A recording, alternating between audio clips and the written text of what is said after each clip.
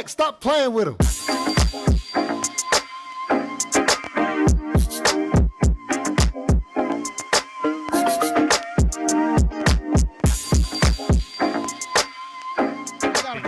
DJ, I don't think y'all want to hear about it. Go ahead, Dave. Talk to him. They don't want you to pod, Dave.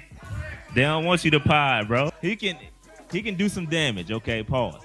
I said listen, pause, man. Up, man. All right, listen. Let's just break this. Pause. Talking Panthers football, we discussing it all.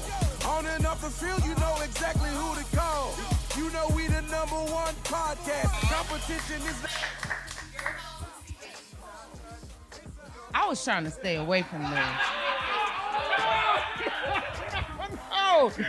I've been playing with him.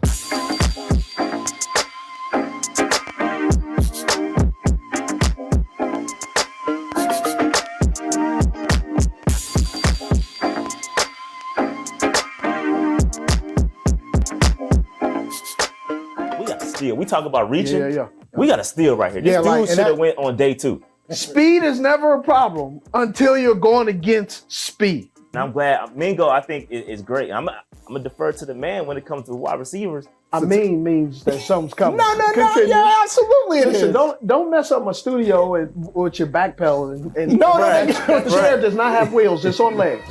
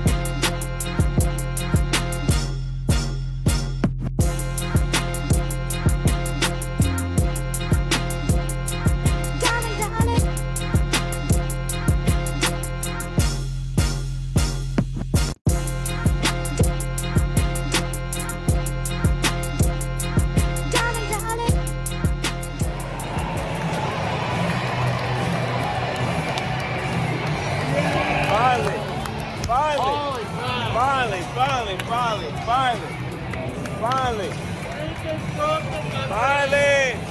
We got it. We got one. We got one, baby.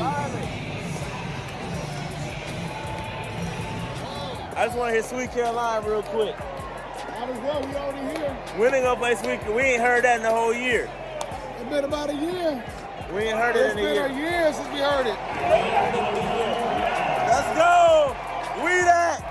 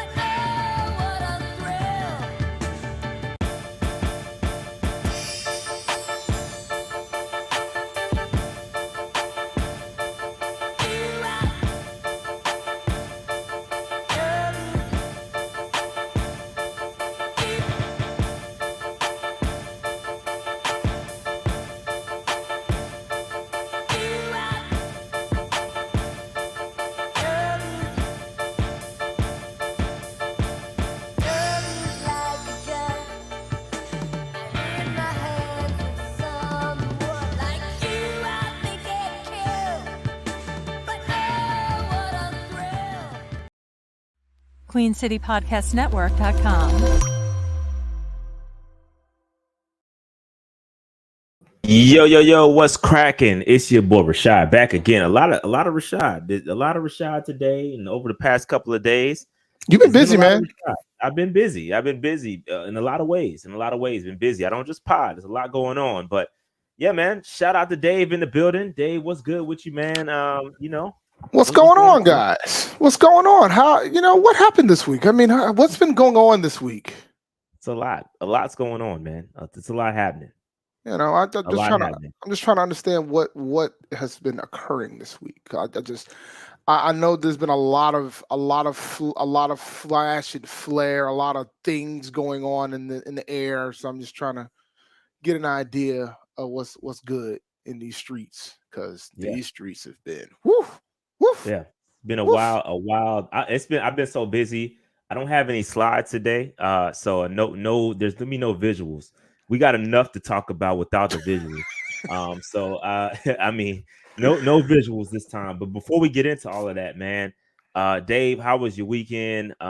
What's good with you, man? Pretty good weekend. It was pretty chill. I've been on this college football tip, going to all these games, and so it was very enjoyable to actually like chill for a change. I'm continuing my Evo journey. I'm going to be streaming. I'm shooting to stream 3 times a week on my channel, so that's been fun. But overall, pretty chill weekend. Nothing crazy going on this weekend. I mean, it was Thanksgiving weekend, but it was still a very chill Thanksgiving. It was a chill Thanksgiving. I went to work on Friday. I didn't really, I did indulge in Black Friday. We already discussed that though, but now it's a pretty good weekend. Yeah, good stuff. Like I said, Thanksgiving weekend, got to chill with. I was in the 2-6. Shout out to Fayetteville. I was in Fayetteville all weekend. Always got to show Fayetteville some love. Every Thanksgiving, I'm back in the Ville. So yeah, man, good stuff. Chilling with my family, dad, my pops, my mom, my grandma, my aunts, all good stuff. All good stuff, man. So yeah, man, good stuff. All good stuff. A lot happening, Dave. Dave, let's get this thing cracking, man. Because everybody heard me. I did a live reaction to the David Tepper Press Conference, or what we'll call a press conference. But Dave, we haven't heard from you. I did give my thoughts on the removal of Frank Reich on Chris's show on Charlotte Vibe. I have no problem restating those things. I did watch. It was funny because initially it was very hard to find the replay of the press conference, but I did watch the bulk of David Tepper's press conference, and a couple things that I noticed off the gate. Wasn't that long? Wasn't that long? 13 minutes to be exact. Yeah, it wasn't that long, considering how often we get to see him answer questions. I was kind of disappointed in the time, and I don't think he's a fan of Scott Fowler.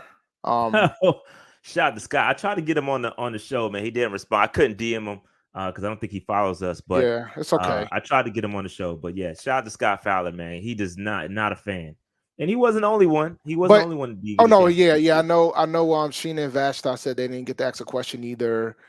But what happened to Scott was interesting, and he was vocal about it. He let folks know about it. But he did write a scathing article about the fact that he said that Tepper should fire himself, which was fascinating. I'm gonna always give props to the Charlotte Observer, particularly about when the whole thing happened with Marcho Mint. They were the only ones that actually updated the report. Like all these other mainstream outlets didn't really do that. So I commend them for that. So I felt a way about that. But the biggest thing I was annoyed by is that I'm not annoyed, but it was the fact that he told on himself. I don't know if you saw that. He kind of told on himself. Speak on it, Dave. How did he tell on himself? So when they asked him about the whole trade up and veto and all that, and he was like, well, the plan was to trade up to 2 to take Stroud, because we thought we were going because we were fine with taking Stroud, but then when we couldn't do that, we ended up going to 1, and then we went to 1, and it was unanimous from the coaches and the scouts that it was the pick, but I always had veto power.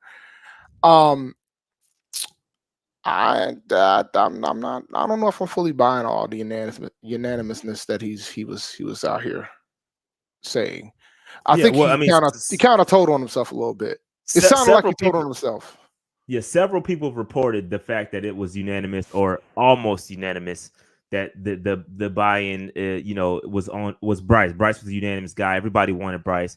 And around the league, I got to be honest with you, the Texans, they said they wanted Bryce too. So there was a lot of people wanted Bryce #1 overall. So not just us as a team. There was consensus around the league was Bryce was a #1 overall guy. So and I hate. I hate that now, and just sorry to take away from your moment because you kind of good. But I hate that the whole notion and the whole narrative is now changing to isolating that particular issue. Like that, getting Bryce and drafting #1 overall and trading up, I have no problem with that.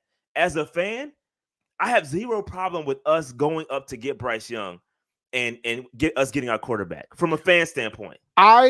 And I want folks to understand my perspective on it. I felt like if you're going to trade up, you got to understand what the expectations are.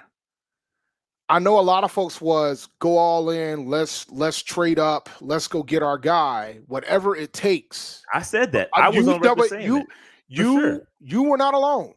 I don't want to put you on this island. A lot of folks felt that way too.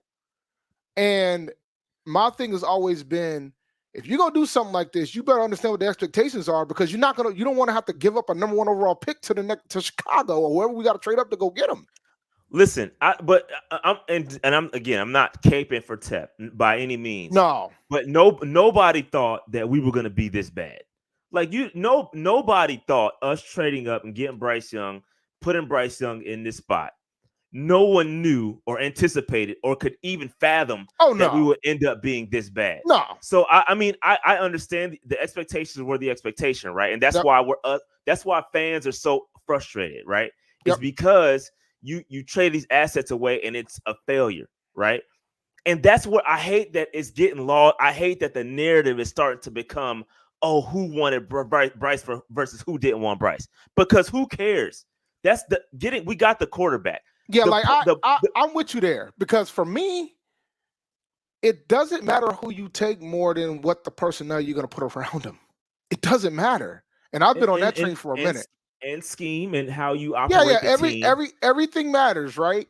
So when you say, well, I'd rather have Bryce over CJ, I'd rather have Will Levis over any of them, I'd rather have Anthony Richardson over any of them. It don't matter if you ain't got the scheme to fit the guy that you got. It really does not matter. And you're making a great point. And I just want to pause right here. And I want everybody to make sure they go watch Cut to It from Steve Smith. He just released an episode about the Frank Reich firing. And they talked about the issues with Frank Reich and RPOs and they broke down a lot of the X's and O's. And there were some things said on the pod that enlighten and bring to the forefront of some of the issues that failed Bryce Young, right? There's a lot that they unpack, and I don't want to, prevent people from seeing it. So make sure y'all go check that out. But the overall point, I think, what's getting lost, and what I don't want to get lost as a fan and as a someone that has been pounding the table and has been very critical of David Tepper, is that how did you end up there? Oh yeah. How did you end up selecting this guy to be the leader of the Bryce Young train and the Bryce Young era? How do you select Frank Reich to be that guy? And not only that, how do you get hoodwinked twice? This isn't like people are isolated to Bryce Young, to Frank Reich, and I hate that that's happening, because it's not just a Frank Reich issue. This is now your second time. Matt Rule obviously hoodwinked you too, right? So there's some people, and I heard Smitty say, and all due respect, again, I heard Smitty go on Kyle Bailey in the morning, whatever, or whenever Kyle Bailey's show is, and say that, how, it was a question about this. How does Frank Reich get the job if it was going to be this bad? Right. And Smitty said something about, well, anybody can go in the interview and lie. And you can say, of course, you put your best foot forward when you go in the interview. But that's just that. But what my pushback to that is, it's not about just Frank Reich. You've got hoodwinked twice. This is the second time. well, so let's compare the two. Like we got to remember, we got to remember what happened in the first round of the hoodwink. We'll roll with hoodwink. We got to remember what happened in the first round. Matt Rule was on a plane to New York. Right. He was ready to go to New York. Right? Tepper stopped him from going on the plane. Tepper dropped him that bag. Right? So that situation and what happened with Frank, two different things. Same result. Same result. I don't care. Okay. So I know you don't care. No. So I want to make this analogy, right? And I said this a couple of times. When you go to a restaurant, Dave, you don't care how the food is made. You just want it to be good. You don't go ask the chef and say, hey, what kind of seasoning do you use on that joint? I do. Right? I got allergies, bro. Well, but you still don't know how. You're not seeing. You might ask the questions of how it's prepared, but you ain't seeing it getting cooked. Now I'm with you. Right? And so from a fan perspective, we don't know what's going on behind the scenes. We don't see the food getting cooked, but we want it to be good. Absolutely. Otherwise, so we don't care. I don't care. So from a fan standpoint, I don't care what the process is. I know that the process has given me bad food twice. I've gotten served crap twice. So what I'm asking, because this is my favorite restaurant, and it's 2 miles away from me. The reviews are terrible, bro. And the ownership's not going to change, but we asking for a new chef, and you might need to change who's doing the hiring. You might need to outsource to Expedia. I mean, what's the hiring company, Dave? Indeed. You might need to hit up you might need to outsource. You know what I mean? You might need to find somebody else that can help identify some of the hoodwinked that's gotten you. I'm gonna give, because there was a recent thing that came out, and I don't know how accurate it is. Because have you heard about like what possibly caused this firing to happen this soon? What's that? So there's let me be clear, speculation. Don't know if it's fully accurate or not, but something to the effect of they wanted to implement more RPO. Frank didn't want to do it, and that was pretty much the wrap. Yeah, and they talked about that on Cut Tour with Steve Smith and the couple of guests that he had. They talked about how RPO just wasn't his thing, and my thing is, that's my point, right? But the thing is, when he was with the Eagles, that's what they ran. Yeah, but he didn't necessarily call the plays either. Like, so to that point, there's been a lot of people have talked about that, right? And they talked about how Frank Reich kind of lost some of his sauce when Nick Sirianni and them dudes was gone. Like when he lost some of the guys that kind of propped him up, like Frank Reich's system was never able to rebound, right? So his standalone Frank Reich hasn't been very good, right? So all that aside, Dave, the point is, how was that not identified during the interview process? If you know that the guy you're drafting is RPO heavy, how do you then get a guy that's not RPO? How is that not identified? And even if Frank Reich goes in there and says, yeah, we're going to do whatever it takes to make Bryce Young, who is not like, that's what is mind-boggling to me even as a layman fan. I'm not an X's and O's guy, but I can see that the offense isn't working, bro. And how was that not identified earlier? You're now 11 weeks into Bryce Young could have gotten his head taken up. He's taken 40 sacks, on pace to be the highest sack quarterback, a rookie quarterback ever. How does this not? He's going to break Carr's record? On pace. I don't know. Oh my God. Oh God. So that's my thing. How does that happen? So again, I don't know. I don't know the interview process. I'm not going to sit up here and pretend like I do, but I know the result. I was fed something. I see the result. I just feel like the interview process, man, y'all don't want me podding today. No pod, Dave, because I know you and managers talk about it. The interview process is not. it's hard to have a real interview process when you already know who you want. It is. Like, I mean, Yeah, no, it's a good point. It's nah, a good I mean, point. it is. It's a Like, good point. right? So you and I'm not and the thing is, you're not. It's hard to. Bias is always going to be in anything that you do. Anything. So it's hard to give everybody the fair opportunity that they deserve. And it's very possible there might have been somebody else that Tepper wanted. But, you know, they might not have interviewed. So at that point now, what do you do? Right? What do you do? Do you go with somebody that has pretty much shown you that he can do some damage here, damn near got you a division win, or you want to go with something completely different and you want to get a QB whisperer, or so you thought you had a QB whisperer. And then you put this all-star cast around this QB whisperer, and you have multiple QB whisperers. They're all whispering different shit. They're all like whispering different things. And then what you learn is that maybe you shouldn't have so many QB whisperers. Maybe one or two will suffice, or maybe just one will suffice. And that's some of the notion. And when I listened to Cut to It, that was some of the notion as to why Deuce and Josh probably got the can, is because they were trying to get rid of some of those voices. You know what I mean? And so again, we talk about all the cooks in the kitchen, right? Do you remember what I said when we were talking about this all-star cast of coaches? And we were talking about who was going to be the number one pick. Do you recall what I said? No. I'm going to remind you guys of what I said. I said, I want the guy that Caldwell wants. That's what I said. And y'all thought I was crazy. I said, I want the guy that Caldwell wants. People are like, why Caldwell? The guy's proven that he can do this.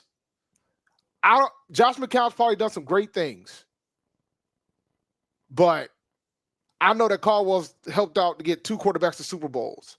I know he turned Matt Stafford around when he went to Detroit. So I want the guy that has a proven track record. I want him. So wherever he wanted, that's who I wanted.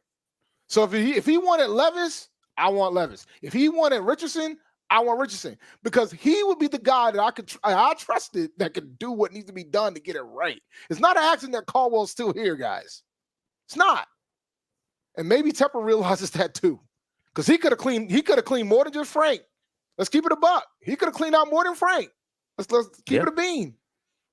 Like, and that might be the little credit I give Tepper. That and making the decision to get out of this situation fast. Yeah, I don't blame. And so here's the thing. I don't blame Tepper for firing Frank Reich when like it was going downhill, bro. Nobody is faulting David Tepper for moving on for Frank Reich. That's not I think that's not the problem. The fault was the decision. The fault was the decision to hire him in the first place. How do we get there? Exactly. Yeah, the fault was hiring him in the first place. For the question that I have, and nobody's talked about it, respectfully, all due respect to Steve Smith, and I was listening to the show, and I'm sitting here waiting for the answers. How do we get to that point? How do we get to Frank Reich? We all talking about the result, not how we got to this point. Yeah. And that's my question as a fan, is how do we even get to this point? And unfortunately, we're not gonna know, because that's another one of the points and my criticisms about the interview, the press conference, is that, you know, he dodged the question. Joe Person lined him up, laid it out, all the same things that we've said on this show. Hey, your record's trash. Now all these head coaches, the way you selected them is not working. Are you going to outsource the hire to a company? Mm-hmm. He did not address that question. He dodged it. He did. Now, to his credit, he did say, hey, things aren't working. We're going to self-assess and we're going to get it right. I'll give him credit for that. Okay. But, and of course, maybe you don't want to put all, you don't owe it to us to tell us that you're going to do things, and you don't owe us to tell us the exact process, right? But it would be good to hear him say, hey man, like I'm going to do something different, and maybe I'm going to step back and I'm not going to, do X, Y, Z. And maybe I'll listen to other people. And because that's my biggest criticism. I could care, bro. I care about the result, right? I care about how we got there and the result. The result, everything that happens in between, like, bro, what's happening behind the scenes, we're never gonna know. It's all speculation. Yep. But the result is the facts are the facts. We have like one of the worst records in his first 6 years of ownership in any ownership team. Like one of the worst. It's not pretty, bro. And so something needs to change. And so that's what Dave, I want you to finish, like, you giving your thoughts. I know we kind of segued on and gone on some other things, but go ahead and finish giving your thoughts about in reaction to the press conference before I go off. I'm getting my head's starting to hurt, bro. Can I do some super chats first before I continue? Yeah, oh yeah. Let's hit those. We got to hit a couple of these, man. So shout out to Call Me Bezo with no Frank. Is TB still going to have his pistol form? I don't know. So real quick with this, I do think you're going to see some different offense because again, Frank Thomas Brown was given a box to work in. That box no longer exists. Thomas Brown is going to do what he needs to do and what he deems, with some advisement from the appropriate folks, from Caldwell. What he deems, from what he deems as the best play call. And listen. Somebody posted earlier, and I was knee deep in a thought, so I couldn't post it. But somebody said, "Hey, the Steelers fired Matt Canada and then put up 400 the next game." So there is hope, right? And so I think that the offense is going to be much better under Thomas Brown. Maybe the pistol doesn't. I think you're still going to see a lot of shotgun, and so you're going to see what he deems best for Bryce Young. But I think they're going to see a drastic change and drastic improvement from Thomas Brown. I'm with you there. It's going to be different. We're going to see some different things come this game against the Bucs. And I've been joking with Chris about, because we had a little joke on the show yesterday about we're still not mathematically eliminated. And I said, talk to me if we beat the Bucs. If we beat the Bucs, then we can start discussing things. But until we go through all three of these next division games, then we could talk. We got three. I think 3 division games in a row, or is it? I don't know how many in a row, but I know we got 4 left. We got 4 left, and 3 of them are coming up. I don't know if they're in a row, but talk to me after that. Yeah, fair enough. All right, let's keep hitting it. Tep carries himself like your typical politician. Shout out to Alvin for the super chat. I mean, he's a billionaire, man. That's what you expect, right? Like that's he definitely carried himself like a politician up there for sure. He's a billionaire, bro. He only has to come when he fires a coach and at the end of the season. That's the only time we see him. All right, next up. Shout out to TC Smooth 85 for the super chat. When they went from the power run to the spread, is one of the reasons why it's so bad. The second half of last season showed what this year should have been. I completely agree with you, but once again, it's about the box, right? If you got a head coach that's putting you in a box, you ain't gonna do what you want. You got a head coach talking about, I don't want a power run game. You ain't gonna be able to do much. All right, ICP, appreciate the super chat. The common denominator is Scott 2 for 2 Fitterer. That's not true, bro. He wasn't around. He wasn't around for Matt Rule. He wasn't even the guy then. He got hired during the rule. He got hired during the Rule era, and then he was his hands were tied because he couldn't. Matt Rule had final say on everything. So I ain't buying that. Marty Herney helped hire Matt Rule. Call me Bezo again. Dave, eat crow and Frank making it to the end of the season. Yeah, I tweeted it, and I admitted I was wrong after I tweeted it, because literally after I tweeted he was going to make it to the end of the season. About less than minutes later, they announced that he was fired. And by the way, there's one thing I did say on Sunday.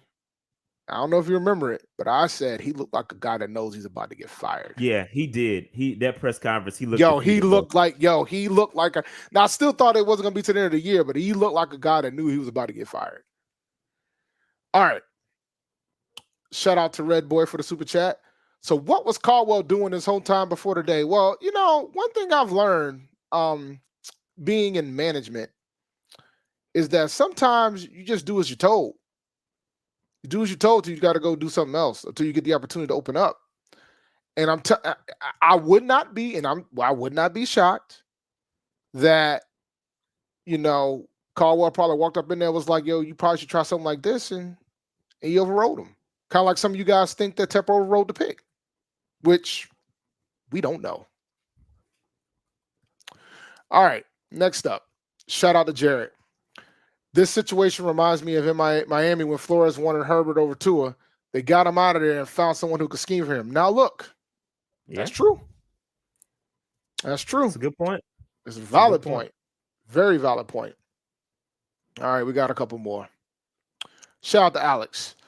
Frank's comments post-firing shows that he already had one foot out the door on coaching in mind, body, and spirit. Moving on from him now gives us the best chance for the future. The man almost got paid $70 million between Indianapolis and Carolina. So you might have a valid point there, sir. He's going to get his full contract for both teams, which is wild. Yeah, I think he's getting $30 million for the Panthers. And I think he had another 35 to 40 million from Indy left. Crazy, bro. He's cooking right now. Falling like a bouse. Shout out to Land. One more. Go ahead. Shout out to Land. Segue to this, but go ahead. Yeah. Shout out to Landon. Did y'all see that report from Pelissero about Ben? Yeah, so I saw it. So basically, what happened was Tom Purcello went on the Mac and Bone show and said that basically him not coming to Carolina didn't have anything to do with the job itself. It's that, you know, his loyalties to Ben Johnson. Yeah. No, to excuse me, to Detroit. To Detroit. He wanted to stay with Detroit. So here's the quotes, because I was paraphrasing, but here's the quote right here. Ben Johnson had a plane waiting on him and decided not to get on it and called him on a Wednesday night and said, I'm not gonna be able to do it. This wasn't about the Panthers specifically. Okay. I mean, it might not have been. I mean, if we don't know. If he's loyal to Dan Campbell, maybe he thought he probably would get another year in. You know, no, I think that, you know, Ben wanted to complete a job. Detroit was cooking, and they're still cooking. They are, and maybe he thinks that, you know, maybe he wanted to peak with Detroit. I don't. We're speculating, and so let's talk about Detroit. Do you think Detroit got a shot to get to the Super Bowl? Man, I don't care about Detroit, bro. I care about if I can get Ben Johnson. I care about that because he's number one on my list. He is on mine too.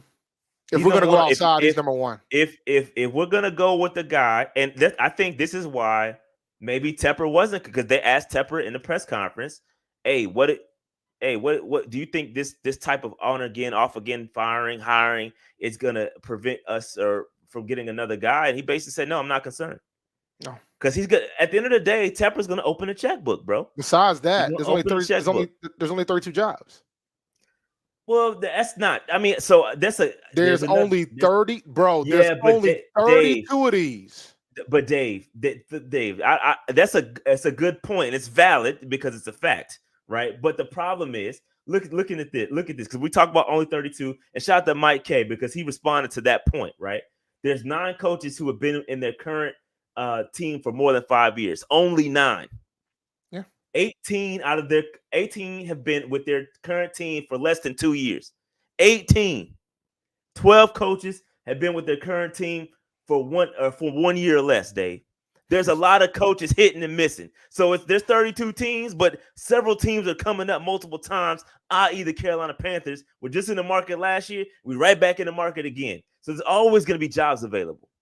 Always going to be jobs available. So, yeah, you're right. Technically, there's 32 teams, but dudes is not just hanging around forever. There's always going to be jobs open, bro.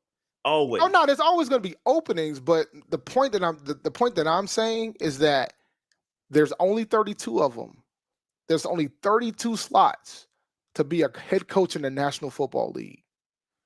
Yes, it's a revolving door. Yes, there's always openings at the end of the season. But it doesn't change the fact that there's only 32 of them. It's not like McDonald's where there's general managers all over the country. There's thousands of them. There's only 32 of these slots. And there's so many people that want to be a head coach. I mean, Ben, and like you said about Ben Johnson, he probably just wanted to close a deal with Detroit. He probably wanted to see where. We don't know. Yeah, I'm telling you. We don't know. And maybe that's Detroit true. Detroit was bubbling near the end of that year, bruh, last season. They were showing. So, you know, it could have been that. And now they're pretty much going to win the division, which I told y'all. I thought I was crazy when I said they were going to win and beat the Chiefs on Thursday night. I just want to remind y'all of that. So anyway, carry on. But I mean, I that he's number one on my list. But now I have a question for you, sir. I want to talk about number 2. Are you open to making a current staff member on the Panthers the head coach? Only person I would be cool with is Ivero. That's it. Just Ejiro? Or Caldwell. Those are 2. But I feel like I need a younger brain in there because again, Caldwell's up there. You're gonna be looking for another head coach, and I want a guy that can be around here for the long haul, bro. Like I want a guy that can be around here for 10, 15 years, right? And that's not gonna happen with Caldwell. Sounds like that's what Tepper wanted too. He said he wanted to have somebody for 30, which makes this even worse. Why would you hire him if you wanted a guy for 30 years? Right. Yeah, because Frank Reich was already 62. So that didn't make much sense at all. But he said that, I lost my mind. Yeah, that's true. That didn't make much sense. But maybe that wasn't his number one guy either. I saw some people in the chat talking about maybe Ben Johnson was his number one guy. But still, you interviewed Ejiro. Yeah. You interviewed like he was probably the youngest guy you interviewed, if I recall correctly, unless I'm tripping. I mean, you did interview Caldwell as well. You interviewed Caldwell as well. Yeah, they did. So like my thing, it ultimately boils down to this. I agree. We're on the same page with regards to the internal options. Those 2, Caldwell and Ejiro, and they could Ejiro. I have a good feeling though. I think Ejiro is probably. I think he's probably going to get hired somewhere. I think we're going to lose him this offseason. I think he's going to, if he gets an opportunity to interview somewhere, I think he's gone, bro. Unless that coordinator bag might be big. I'm pretty sure. And so he may stick around for the money. I don't know, but at the end of the day, listen. If Ben Johnson or I see Slogs, a couple guys in here that y'all are talking about that I have no problem with, and I just my question or concern is when they get here, are they going to be able to have a GM? Because we don't know what's going on with Fitter. We didn't get that question answered because Tepper left. Nobody asked. No, they asked. He did ask. Yeah. Joe Person asked and he walked out. Joe Person asked and he just walked out. So I think he answered then. Yeah, I guess no answer is an answer. But Fitterer, we don't know if so. Are you hamstringing? Here's the question: are you hamstringing your new coach that you bring in by pairing him with Scott Fitterer, or are you going to wipe the slate clean? I think if you bring in a new coach, you got to bring in a new GM. You got to, bro. You have to. And that's why I think the internal candidate might be higher odds than Ben. I agree with you. Actually, not that I want that, but that's what I think. No, but like if you got to think about what situation you were in, right? Like you got to think about everything in the spectrum.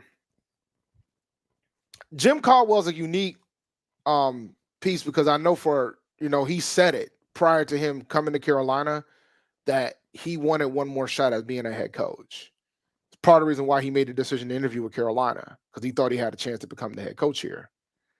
And if you notice, he didn't really interview with hardly anybody else because for a multitude of reasons. Y'all can figure that out another time.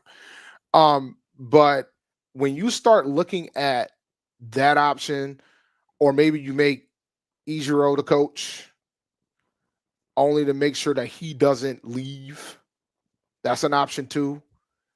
I just don't know that with him, and maybe he just didn't want the interim job. Maybe he would take the first look. I'm gonna be honest with you, bro, and I didn't want to completely say it on Charlotte Vibe because but I can say it here.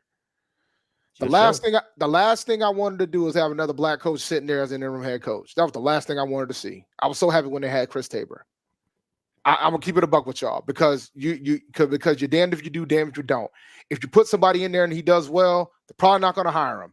And if you put somebody in that does bad, they have a reason not to. I'm glad there's somebody that's there right now that's not interested in the head coaching vacancy. So that was the best thing for them to do. I'm gonna keep it a buck with y'all. All right. The other 2 times we had an interim head coach, they were both African American. One did terrible, didn't win a game. The other one went deserve the job. Didn't deserve the job. The other one went 6-6. Strong argument for it. Didn't get it. Strong argument. Didn't get it. So when I heard they fired Wright and they decided to go Chris Tabor, I was relieved. I'm gonna keep it a buck with you. I was relieved. And truth be told, it was the most stable thing that was running as special teams coordinator. That was the most stable thing they've had out of the bunch. If you keep it. Well, the defense. Defense too. I agree. But with the injuries and everything else going on, give Thomas Brown an opportunity to be OC. Give Ejiro to continue to do what he's doing, right? And have a guy in there that doesn't want to be the head coach. I'm fine with that. So that gives Tepper, since we know that Tabor doesn't want to be the coach, that gives Tepper room to just actually try to have some process that's fair. Couple super chats. ICP says if we go out and look like a totally different team, meaning back to Panther football, I might be even more pissed it took so long for change. Yeah, that's completely valid. It's kind of some of the same things we saw last year. You know, when Wilkes took that same exact team, with some ripped parts like CMC gone, right? Strip CMC away. Now we're no CMC, no DJ Moore, and if we can still go out there and look great, you got to start asking you. And again. And I agree, going back to, and it kind of coincides with Noli's point, bro, like the scheme, all that stuff, bro, maybe we did have something, and the scheme just, I would argue, especially with the offensive line, I think there's still lacking some talent, but obviously I think they are, and they have been proven to be better than what they've shown this year. And we know that, and that we know that is scheme, but I still argue that the ceiling of the offensive line is still I mean, yeah, but the thing, remember, man, what are coaches supposed to do? Yeah, they're supposed to put the guys in the best positions to succeed. Exactly. Yeah, it's obvious that Frank did not do that. No, now he's not on the offensive side. Because the defensive side, they out here doing their thing. With all the injuries they got, they out here doing their thing. And if people forget, they swapped to a 3-4. Yeah. And they're still out there busting their behind there, and they're able to execute. But you can't do much when your freaking offense ain't really helping you. Yeah, the defense would typically hold it down for about 3 quarters. Then after that, the wheels kind of fall off. The offense never does their part. I mean, so offense is averaging, I think, like 16 points a game, 15 points a game. Not good enough. So I don't disagree with the firing of Frank Reich. Again, my question is, how does Frank Reich get here in the first place? That's been my question with Frank. So here's a question. Here's a comment from Akash. He says, if Brandon Staley gets fired, I'm sure the Chargers are going to go after Ben Johnson, and they will probably be a more favorable job for Ben. So Tepper better bring that checkbook out to get him. That's the only way. And listen, I don't care. I don't care how much it costs to get a coach, because it doesn't affect the bottom line. The coaches don't have a salary cap, so pay them. We already seen that Tepper does not care about the checkbook situation when it comes to the coaches. He is still paying Matt Rule. Yeah, but now he's paying Frank Reich. Yeah, but I think with this, sometimes it's not always about money, bro. Like money, again, I talk about it. You can't just buy. You can't buy a culture. You can't buy a team. You can't buy everything. But if that's not how it works. But my point is, if Ben Johnson's his guy, money ain't gonna be the problem. No, it won't be. It won't be one thing you can't compete with, Dave. Let me ask you this: where you looking to move? You going to LA or you coming to Charlotte? If I'm getting paid what Ben Johnson's gonna get paid, I'm going to LA. Bingo. No, I get it. But then again, the Chargers are cursed too. So there's some factors that you just can't compete with, bro. You know what I mean? So, yeah, tax rate better here probably. Yeah, of course. Cost of living is a lot of things that are better, but still, you know what I mean? It's just the allure. You know what I mean? So, listen, I'm not saying that, you can't just money is not going to solve every problem. And we've seen that. You bought the most expensive staff there was, and they got us 1 win so far out of 12 games. Well, 11 games, whatever the case is. 11 games. Nah, I mean, I ain't gonna front. The Chargers make me nervous, and so do the Raiders. They make me nervous. So people are saying Ben Johnson is from here. Okay, and so maybe he don't want to come home. He did. You He know chose what? not to come home last year. You know, He chose to stay. He chose to stay in Detroit and not come here. So what are y'all saying? My man picked Detroit over us. Like, what are we talking about? Talking about, oh, he's from Carolina. So what? Yo, people got on everybody's motivation is completely different, and we don't know. We don't know people's motivation, right? Dude, Staley wanted to be close to home, and he got out, and he ended up getting out of here. He got let go. I mean, everybody's got different motivations for different reasons of why they want to work here and want to coach here, but you don't know why somebody wants to be here. It could be because of the bag. It could be because they want to be in the area. You don't know unless you know Ben. Unless you got Ben on speed dial and you talk to him every day. And you're like, yeah, I really want to be in Charlotte, bro. And listen, I hope we get Ben Johnson. I hope we do whatever it takes to get him because that's my number one guy. I just wouldn't to Akash's point. I wouldn't be surprised if he chose elsewhere. Right? The LA allure. You got Justin Herbert. You got a solid roster to work with. You got, I mean, so it's. What if the Buffalo job opens up? Again, the Buffalo, another one. That's another one. Like if they let go of McDermott, like we got to see the lay of the land, bro. You got to see the choices out there, who he interviews with, who he decides not to interview with. Hell, D'Amico chose us chose the Texans over us. Yeah, he was a former player there, though. Former player there. Again, everybody's motivation is different. That's my point. Everybody's motivation is different, bro. That's all I'm saying. We got another super chat. Shout out to Alvin for the super chat. Tepper's gonna have to give out that Goodell money. He got it. There's no question he has it. I don't think the rest of the NFL will be happy if he gave out that Goodell money to a head coach. They weren't happy when he paid Rule as much as he did.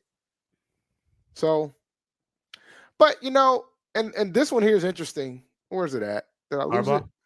No, man, please. Oh. We could talk about it, but we'll talk about it. This is funny. Like, of course, we're gonna think that. I mean, the Chargers got a more talented roster than us.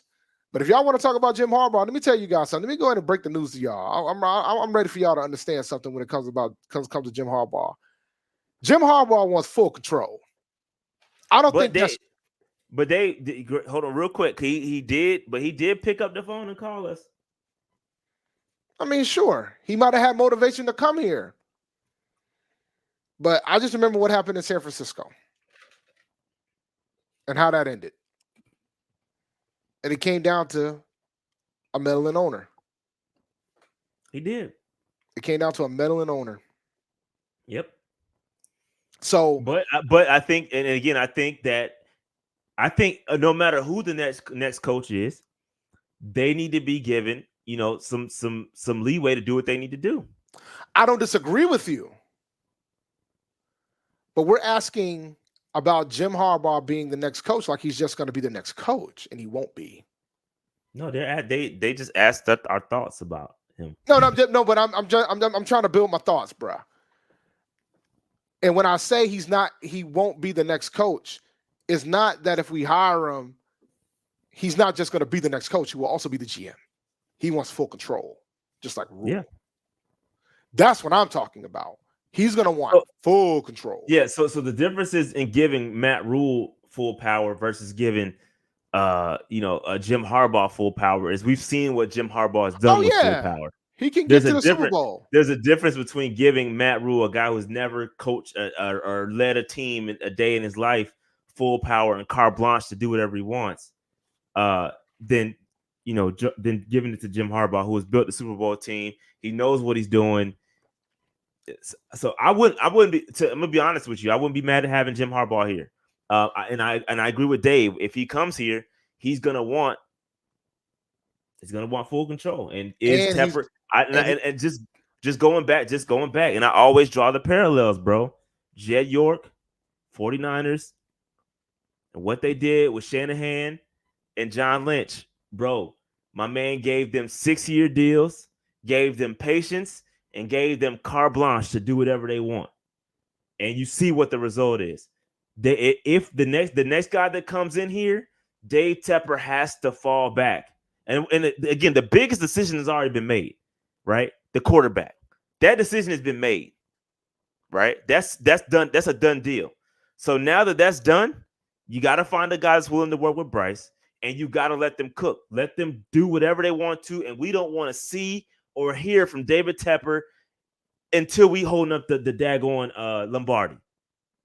Then you can victory lap and say, hey, I told you, fans, I told y'all was doing all that complaining the first 6, 7 years, 8 years, but we eventually got here. We don't want to hear from you. We don't want to hear your name being mentioned in anything. Or Dave Tepper meddled here, or Dave Tepper made this decision. We don't want to hear even a rumor about it. We just want you to let them and let it, like it's so easy. And I get it, bro. And they talked about this on the Steve Smith cut to it. The fan paid $2.2 billion for the team. Of course, he's gonna want to be in on everything. And there's a lot of owners that would feel the same way. But I can guarantee you that Walmart CEO is not going to be going to pro days. Walmart CEO is not going to the Broncos' new owner is not going to be where Dave Tepper has been. I can guarantee that, bro. So not every owner is built the same way, bro. And we can't just lump all these dudes and pretend like every owner does the same thing, because they don't. Every owner doesn't. Every owner's not making final decision. That they made that statement. They were making that statement at the live press when I was reacting live. They were saying, "Oh, well, all owners have final say." Yeah, but they don't use it. They don't use it, bro. The Rooneys, nah, we don't even know, bro. We only know them because the Rooney Rule. We don't even hear, bro. We don't even hear from them dudes. Mike, it's funny. Mike Tomlin told a story about when he wanted to hire Flores on his coaching staff. He said they asked him, it was like, how did you guys decide to go get Flores, right? And Tomlin basically was like, well, considering what everything was going on with Flores at the time, I knew I had to go talk to the owner about this one. So he literally went up to the owner and said, I would like Brian Flores is interested. I would like to hire him. And the owner was like, what you waiting for? Go. And that was it. He walked out, did the deal, and it was done.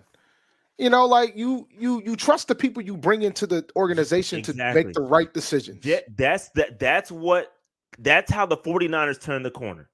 Yep. Is that Jed York eventually said, you know what? I'm going to trust the guys I hire. I'm going to let them cook. And again, I have no problem with Dave Tepper firing Frank Reich when he did. No problem with that. I have no problem with him firing Matt Rule, because the problem isn't firing the guys. That's not the problem. The problem is the hiring of the guys and the process that's being made, the thought process and what goes into that, right? We don't know. We only can speculate. But what is that the determining factor? Who is making that decision? Who is sitting beside you? How are you getting hoodwinked? And how are you getting the wool pulled over your eyes with a guy that doesn't run any RPOs, but you draft a guy that runs RPOs and they can't seem to get it right? How does that happen? So once you hire these guys, back off, bro.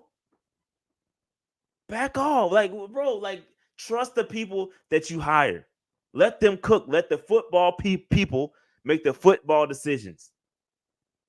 That whole veto thing that he said earlier today, bro, that did not need to be said, bro. We knew about the veto thing. We know, but you don't have to, bro. You don't have to remind us. You don't gotta say that, bro. That's just not, to me. That's just crazy to me, bro. That's just throwing your weight around. Like, we don't need to know that, fam. We don't need to know that. But do I think I'm starting to think it won't, like the way he's handling it, I'm starting to think that it may not hinder us from getting the guy we want. The only problem is that if there are better situations that open up, the guys are going to choose the other roles that come to the Panthers, right? That's the thing. That's the thing, the whole Chargers situation. You know, if the Buffalo job opens up, there's going to be the Raiders job, going out to Vegas. Like, there's a lot of different things if they don't decide to keep Pierce. There's a lot of things that a lot of different teams. Do you honestly think they're going to keep Pierce? I mean, if he closes strong like he been, I don't see why not. Is it not the same situation as Wilkes? Everybody wanted to keep Wilkes, right? Well, Mark Davis is a different owner. His Yeah, but I mean the situation is the same. I mean, it ain't about the same situation. It's about the owner. It's going to be the final call. The owner is supposed to be going to make the final decision. And Mark Davis is a different owner. His dad Al was very, very radical. Is the best way to say it. So he might. It depends. Raiders got a different type of history, so he might. I just the stats says different, but it is the Raiders, so he might. If Pierce keeps doing what he's doing, because he's got them boys playing, man. I will say that. But we know for a fact that, the last guy that was the interim coach took him to the playoffs too, and he didn't hire him. Brought Josh McDaniels in instead. You saw how that worked out. That's a good point. like we're but we'll see. All right, Dave, back to the focus. Back to you. What other takeaways did you have from the press conference? I keep stealing your show. My bad. No, you good. It ain't just your show. It ain't my show, man. It's our show. No, I mean, because I already reacted to it. I keep interjecting. My fault. Nah, you good. I mean, for me, I loved how you controlled it. I love how it was controlled. I love how he was controlling the narrative too, not letting folks ask questions. I think that said a lot to me. That probably was the more striking thing for me than anything else, because you would have thought he would have given folks more than 13 minutes to do what he needed to do. You made this decision, and it's obvious the fan base was not against the decision, but I think accountability is a challenge, but that's an expected challenge, because when you're worth that much money, you really ain't got to be accountable for most people. So, just thought that was fascinating. What did you think about him talking about the stuff outside of football and him talking about the concerts? Man, but look, man. Oh yeah. Let's have a discussion about that, because I think personally, he's building his case to get you guys that live in the Mecklenburg County and Charlotte area to pay for that next stadium that he wants. That could be true. Listen, guys. I ain't mad at that. And here's the thing, right? Everybody hates when he talks about the fact he brought concerts back at Bank of America Stadium. Everybody hates the fact that he keeps bringing all the economic development stuff up. But if he wants the city to pay for the stadium, those are the type of things he needs to do. And guess what? People are going to these events. They're going to see Beyonce. They're going to see whoever shows up in that stadium to perform for you guys, to perform. They're going to all the different type of events that are happening in that stadium outside of football and Charlotte FC. Folks are going to it. That's the data that he has to have for the argument to get the taxpayers to pay for the stadium. He's got plans he believes he's already improved the economic development within the city of Charlotte. These are the things that you need to do that. He's building his case. And I know football exclusive folks don't want to hear about all the economic development that he's doing for the city. But from the standpoint of getting a new stadium, from the standpoint of like doing the whole thing to make it similar to what Patriot Place is in Foxborough for the Patriots, these are the things that he's going to do to try to get the taxpayers to help pay for this stadium, to get the city to help pay for this stadium. I just think it was inappropriate in this particular press conference to talk about that, man. I think, again, you spent a good portion of the press conference. It was short, but you spent a lot of time talking about, Messi and soccer, MLS. Like, that's cool. All that stuff is great, fantastic. Going to the Beyonce concert was the first time my wife had been to the stadium in forever. So, I mean, yeah, you're getting people in the stadium. That's not. But the reason why you even exist here as an owner is because of the Carolina Panthers. And if you rank everything that you talked about, it seems like from a layman's perspective, it seems like your priority and your focus is higher there than it is than the Panthers. There's not a shot. There's not a question. I know, but that's what I'm saying. When it just shows lack of awareness, like situational awareness. Like your focus is MLS, soccer team, Duke's Mayo Classic. The Mayo, the Duke's bowl. Mayo Classic, the concerts and all this other stuff. And meanwhile, the reason why you even exist as an owner is the Carolina Panthers is literally the worst thing that you've touched. So then I ask you the question, young sir. I ain't young. If you want to be old, so be it. If that's how you feel about the situation, you want to be. I'm young. I don't look, bruh. You can be old by yourself, but to ask you, sir, with him being very focused on other things outside of the Panthers, would that be a bad thing? Wouldn't that be a good thing? Because then you ain't got to worry about him meddling. He's too busy doing everything else. He's still meddling. But that's the point, right? I think I'll take my chances on him primarily focusing on this versus not. Because maybe at some point he will actually not talk about all the other stuff. Listen, nobody touch the other related stuff. Nobody can argue the other stuff that he's like. Everything he said is facts. Like the soccer team, nobody's going to argue against that, and we've given him props for that. But I think it's completely inappropriate when the state of the Panthers is so bad that you bring this up to kind of boost yourself. Like that's not what Panthers fans. That's not why any Panther fan tuned in to hear about your successes. When this has been one of the worst situations, and I shout out to who was it that said, hey, one of the worst teams to be a fan of in the league was the Carolina Panthers. I retweeted it, and I don't remember I forgot where it came from. Let me see. Yeah, I can't find it. I think it was Mike Golick in them. But saying that the Panthers are the worst team to cheer for in the NFL. Like that's not giving us any bolt of confidence about how this thing's gonna get fixed. No, I'm with you. So it just wasn't. I get it, but like I wasn't stunned because of what we know that he wants to do. You know, when you think about what he was trying to do in Rock Hill and things of that sort, like you know what he was, what his goals are, and the Panthers are part of that, but it's one piece of the big puzzle that he has. Mike Greenberg, my bad.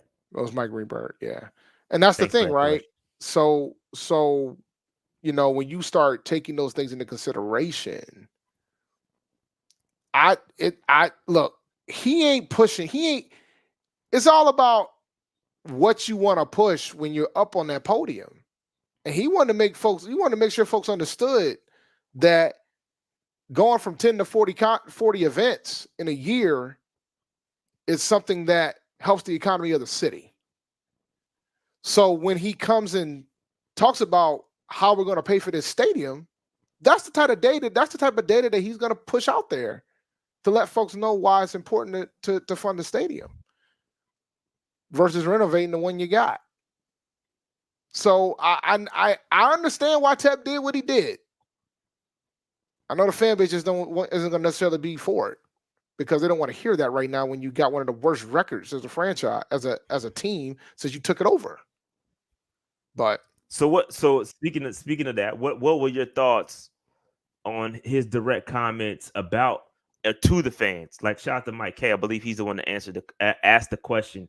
And, you know what should it, you know, how what about the fans and what do you think about their frustration?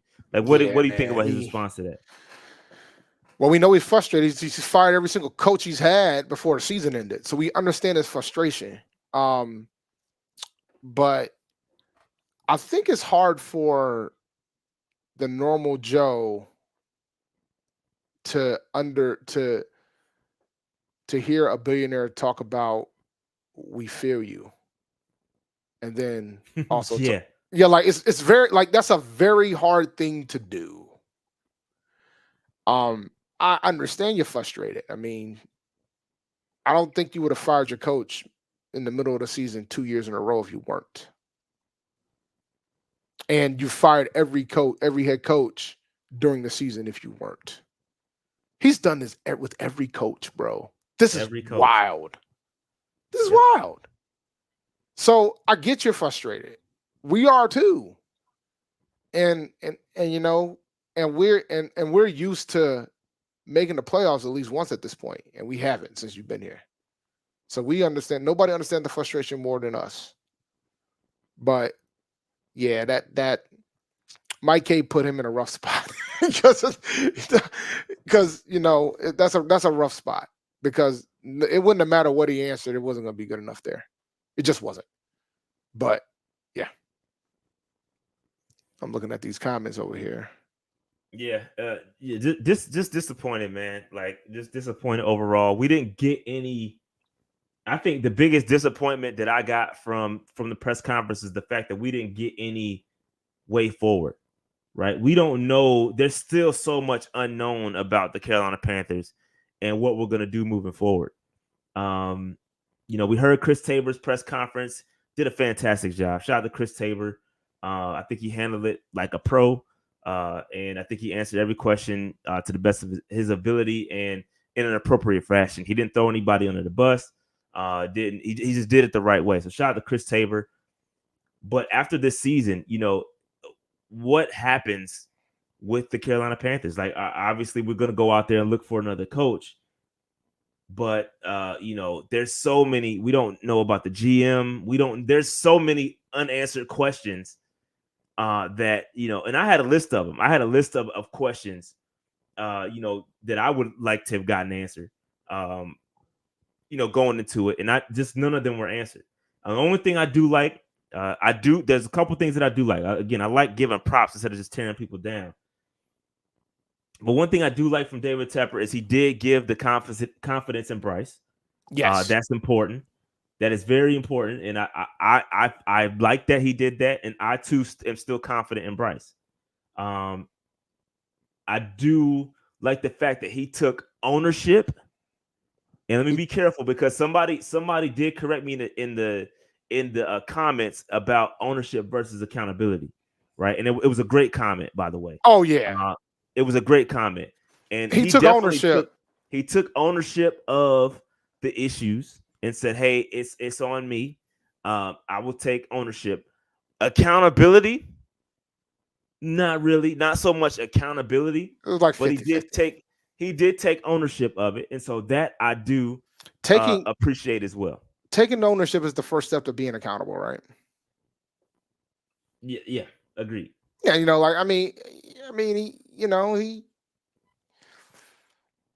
I've never been a billionaire, so I can only imagine being accountable for things when you've been so successful and then you're in the spot where you're not as successful as what you have been in your other ventures, excuse me. So, you know, I'll commend him for saying that the buck stops with him because there's some folks who won't even do that. Yeah, that's true. I mean, like I'm gonna keep it a buck with y'all. Like, there's folks that aren't billionaires that won't do that. So, you know. And yes, I did absolutely was very happy that he made sure to let folks know that Bryce is his guy. Because, you know, another thing he did not have to do. Contrary to what people think. And I listen, and just in regards to what, because I think it's important, like what, and I want you to answer this too. What would I have liked to have heard from Dave Tepper? Because what did we exactly expect to hear from him that would have made us feel better? So let me go first. Let me go first, and then I'll let you follow up. Go for it. So for me, I would have liked to hear him say, you know what, I messed up. You know, I've made some bad hires the past 2 rounds, and you know, I need to. He did say I need to self-evaluate, but here are the steps that I'm going to take moving forward. I'm going to reevaluate my involvement in X, Y, Z. I'm going to make some hires that, you know, that will kind of, I'm not going to say relieve me of my decision-making duties, but help me make better decisions. Right. That's what I would like to have heard from David Tepper. Because I would like to hear more about Scott Fitterer's role, what he's going to do with him. At least him saying, "Hey, we're gonna wait to the end of the season and we'll see what happens then." I would like to at least heard that. I mean, obviously, I think that's the case now because he didn't say anything. But I would like for him to just say it so that we as a fan base know where we're going. Right now, I don't think anybody in the fan base has any idea what we're doing moving forward, other than Bryce being the quarterback. That's it. That's all we really know. I think knowing that Bryce is going to continue to be the quarterback is big, though, because that sets the bar about what the expectation is for the next coach and whoever that next coach is going to be. That this is going to be your guy. Because we always have those discussions. A lot of times when you get a new head coach, they want to bring in their guy. So it's going to be clear who the guy is going to be. Because he's 100% with Bryce, we know that Bryce is going to be here. It ain't going to be a situation where we're going to be out here trying to look for the next quarterback, which is that is a good sign from that aspect, from that perspective. Now, if you ask me what I would have wanted to see out of the press conference, the first thing I wanted to see everybody to get a question off. That's the first thing. Yeah, true. Good Like point. that. I mean, I'm gonna keep it a buck with y'all, man. Like when you announce that you're gonna have a press conference, you get all those people in that room. There might be some people in there you're not a fan of. You might be some people in there about. Oh, what I can't even read it. Hold on. What does it say? Dave Line. Trust me, dog. If I was a billionaire, let me promise you guys something. If I was a billionaire, I would not be doing this show.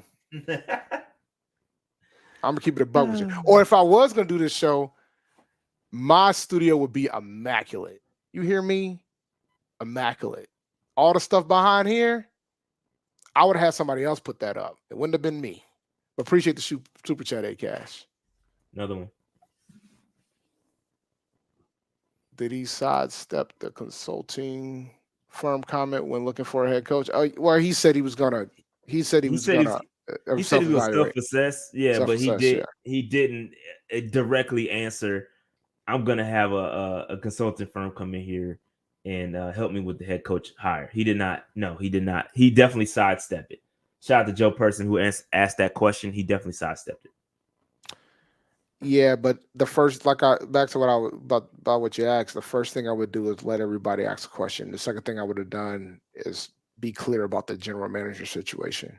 Now, granted, you're not going to get like we're considering options at the end of the year type of answer, right? But at least you mention it.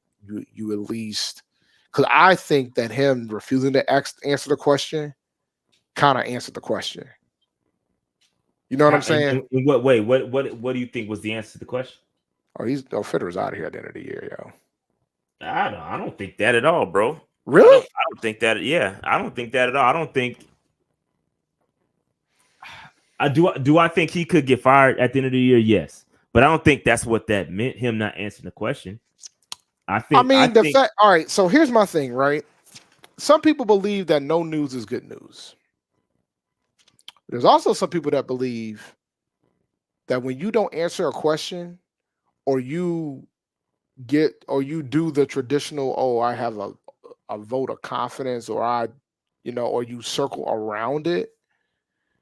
I mean, it's a telltale sign, bro. Like right, he could have.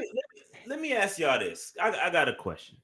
Let me ask y'all this, right? Because I see a lot of people.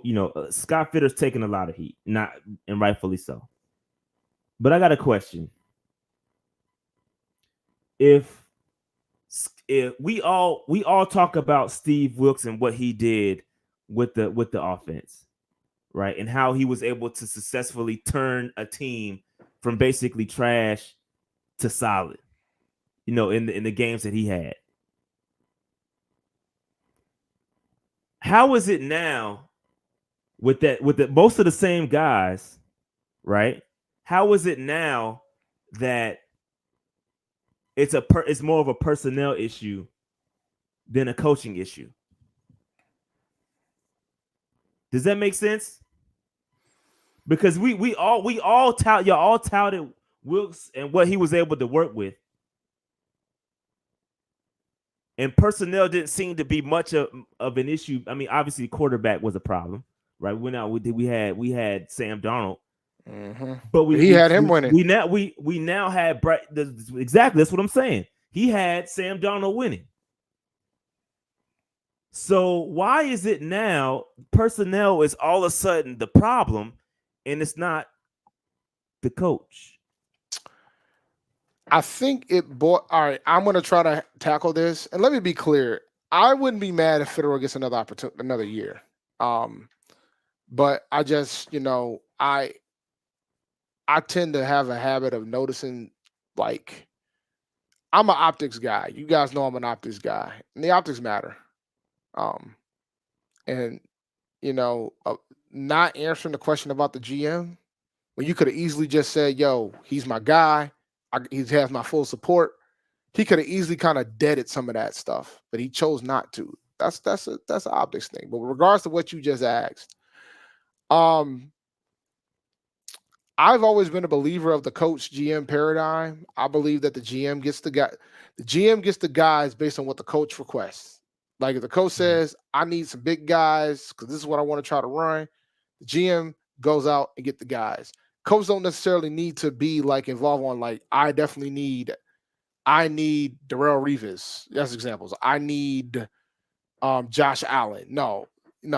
You say these are the type of guys I need, and then the GM's job is to bring those type of guys into the shop. And then the coach's job is to coach them up to the scheme that he wants to do so you can execute.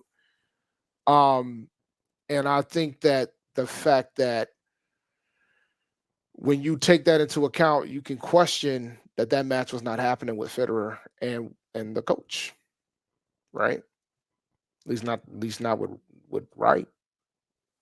But I don't know, bro. I'm just asking. We be talking out two sides of our mouth sometimes. It's like look, bro, and Jared is right. Jared is absolutely right. 22 draft picks, 0 Pro Bowlers, all pro. But again, Matt Rule and Frank Reich were your head coaches who both end up getting fired. That's all he's had to work with, right? Well, Rule might have an all pro soon. Rule could have a Pro Bowler soon. I could tell you that. Who you talking about? Derek Brown. Oh yeah, for sure. Yeah, you want to talk about somebody that should be there? It's him. It's him. True. That's true. And that was the first pick Rule ever did. That was before Fitterer, though. Right? That was before Fitterer. So we can't even count that for him. So never mind. Yeah, that. Even we wanted to, we got to get at the Rule. That was a hurt. Yeah, that was hurting Rule. Yeah. So I'm just asking the question. Again, you're not. I agree. Like Miles Sanders, cool. That some of the free agent pickups this year underwhelming, but I think the reason why Scott is still here, and I think somebody said in the chat, is because I think I think Tepper wants to see what another coach can do with the same players. It's the same thing we saw with Steve Wilkes, right? Can he get is it really personnel or are these guys just being used incorrectly? Yeah. Right. And I think that again, and I'm with y'all. I agree with y'all. I just asked the question, but I'm thinking I'm with y'all. If we bring in a new coach, I think the new GM needs to be brought in at the same time, and they need to work together and start from the top together at the same time. So do you? All right. So now I'm asking you the next question. Now, and by the way, guys, Rashad doesn't know this, but I'm going to try to do the phone lines tonight. Okay, bet. That's dope. It might not work because I did not get a chance to test it. It might not work, but it could work. Give me 1 second to get the number up. It would be dope if it does. Yeah, it will. And I got to set something with my board. So give me a second. But the grandizer, we can actually open up the phone lines for real. This might not work. So don't cuss me out if it doesn't, okay? Because I haven't tried this yet, and this could be a disaster. So if it works, cool. If it doesn't, sorry.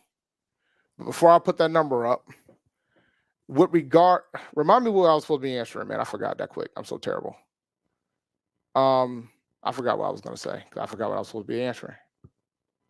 I forgot. Okay, if you can remind me, please do. No, But my memory's terrible, bro. I forgot what I was asking.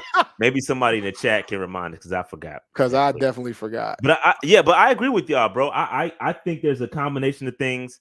And I think that when you bring in a new coach, I definitely think that coach should be given a new GM. Now I remember. Go ahead. Go ahead. So, I was going to ask you a question. With regards to the GM and the coach situation, do you want to be like Detroit? Because for a reminder, when Brad Holmes and Dan Campbell were hired, they were both hired by the owner. Brad Holmes did not get to select Dan Campbell. They came in together as a unit. Okay. Yeah. Are you fine with that? Or do you want to wait? If they make the decision to move on from Fitterer, do you want to wait till they bring in a new GM before we hire a new head coach? You know what? I think there's multiple ways to skin a cat, right? If you look at what Kyle Shanahan, Jed York, and those guys did, he hired Shanahan first, and then they brought in Lynch, right? And I don't know how the selection process worked as far as picking the GM, but Shanahan was selected first, and then they hired John Lynch. So I don't really care. I just need them to come in at the same time. Pause. Major pause. I just need them to be announced together at the same time. Yeah. Right. I don't care how it happens, whether GM, head coach, or GM. They need to be on the same page and announce together. Yeah, I don't care how it works between it. I'm with you. Do you hear an echo, Rashad? I don't. Okay, that's good sign. It goes back to the food and going to the restaurant. I don't care how it gets there as long as the food is good, bro. And I've been served some bad food. When you fire the GM and then hire the coach and allow the old GM to say the cycle we've been going on, it doesn't work. We've seen that. That food's bad. Let's start from scratch with the new recipe. Look at that. Let's give this a go, ladies. Y'all about to be the guinea pigs of this thing. If this works, great. If it doesn't, I'm sorry. These are the breaks. Fire. We live, pal. So let's see if this works. So I just want somebody to try it out, see if it works, see if I can get any calls. Give me comments, let me know if it's busted. And if it's busted, I'll do some more testing next time and try to get this thing going. I've been experimenting, trying some things, but I didn't have a chance to test it out. So call lines are open. Players boss said, pull the e-brake on that thing. He said, I'm wilding. Yeah, I said pause, man. Yo, pause. I said it. They said they hear echo. I don't hear it, but they said they hear it. Oh, they hear an echo? I don't hear echo, bro. And I got on Beats. No, well, what I did might cause it, but I don't know if it's gonna work. But I'm waiting for somebody to call. So let me know if somebody lines. If you want to give your opinion on Dave Tepper and your thoughts on the David Tepper press conference, man, give us a call and we'll get it cracking. You know what? Somebody did call, but we're gonna try this again. Oh, folks are calling in, but why isn't this working? Number not working, they said, Dave. Oh, the number's not working. Hold on 1 second. Let me see something. Let me see. Folks are calling in though. I got numbers. You know what? It's going straight to VM. It's going straight to voicemail. All right. I don't know. I'm asking. I don't know. I didn't call. Well, I'm trying to call back and it's not letting me. Call failed. Please. Jay, go ahead and put your personal number up there. Absolutely not. Then everybody be calling me. But I will do this. Man, go ahead, Dave. Put your personal number up there, bro. I'm not doing that. But what I will do, I will call them. I'll call them back. Because I at least got an order who called.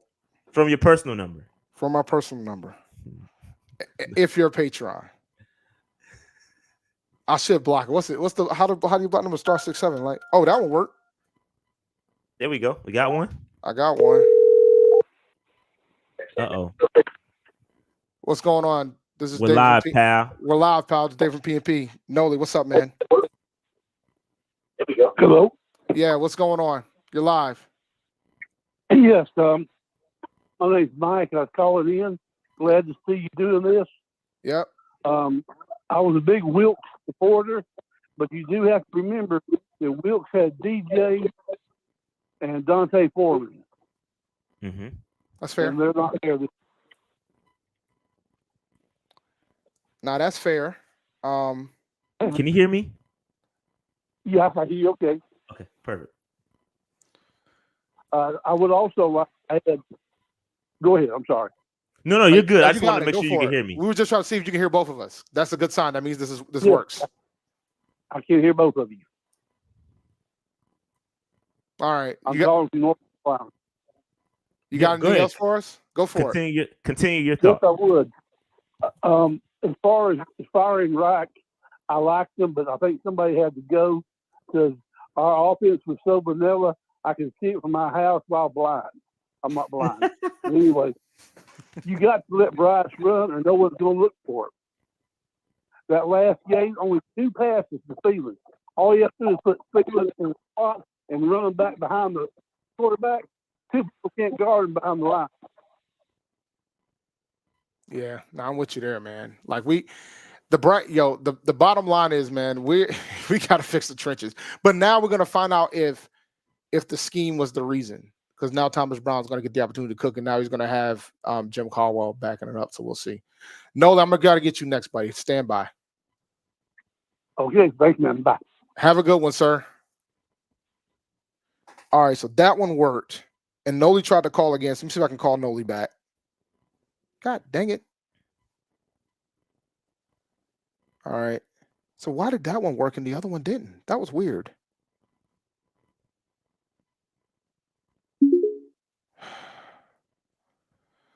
That was weird how that went, right? Because he got through because he kept calling, and I appreciate his It probably didn't work because too many people tried calling.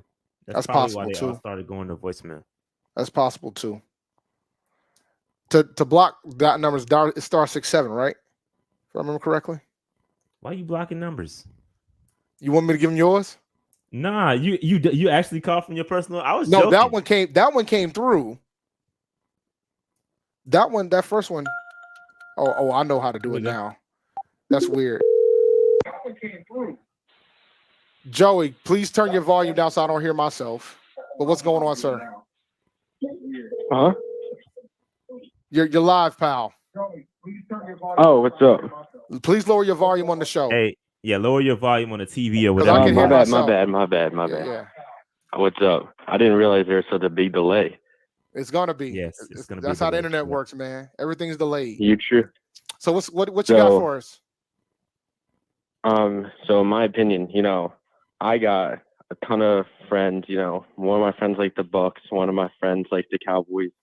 It's pretty embarrassing, watching their franchises. Even though the Bucks aren't good, they're in every game. You know what I mean? So it's sad watching them make fun of, Bryce Young for, even though it's not his fault for how bad the O-line is, how bad our skill positions are. It sucks watching it.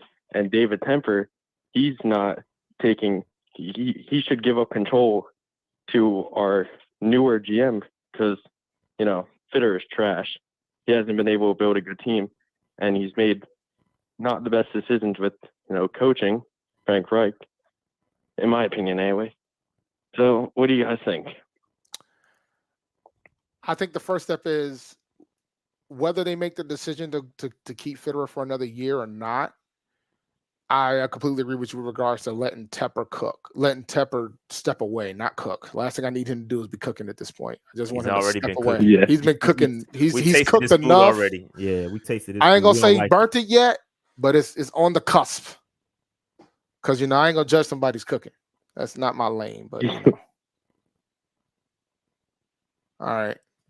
Anything else, sir? Not much, but Yeah, I'm from did New we Jersey, answer- which is kind of crazy. I'm not even from Carolina. Did like we the answer your Panthers, though. question? Did we answer your question? 'Cause I feel like we ain't answered your question. Yeah. So what you trying to say, Decent Rashawn? amount. You No, trying to say I don't know, man. I just making sure we answer my man question. Oh, You asked the absolutely.